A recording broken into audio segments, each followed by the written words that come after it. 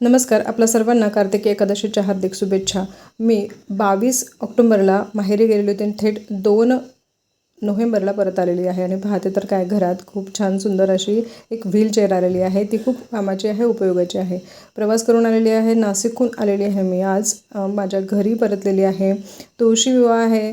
अंघोळ वगैरे करून मी फक्त तुळशीचा नमस्कार केला आणि घरात आले. घरात माझ्या सासूबाईंनी साबुदाणे भिजवून ठेवलेले होते, तर साबुदाणे आता करावे, पण दाण्याचं कूट नव्हतं. आधी दाण्याचं कूट बनवलं, तोपर्यंत त्यांनी साबुदाणे आणि भगरची सगळी तयारी करून ठेवली होती.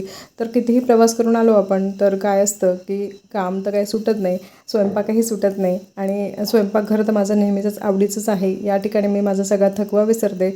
असंच थकवा विसरून मी आता हे फराळाचं बनवते आहे. म्हणजे तुळशी विवाह तर मला काही साजरी करता आला नाही, पण माझा आज उपवास होता म्हणून दिवसभर बरंचसं फराळाचं खाल्लं गेलं. म्हणजे असं म्हणतात ना, एकादशी आणि दुप्पट खाशी, अशी काहीतरी माझी आज गत झालेली आहे. सकाळपासून हा तिसऱ्यांदा माझा फराळ आहे, पण ठीक आहे, उपवास केल्याचं समाधान देखील आहे. तर मी फराळाचे पदार्थ बनवले आहे: साबुदाणे, भगर आणि आमटी. आमटी म्हणजे कढी बनवलेली आहे, ती दाण्याचं कूट घालून. तर चला, या साबुदाणे मी एन्जॉय करते. भेटूया नेक्स्ट व्लॉगमध्ये. बाय.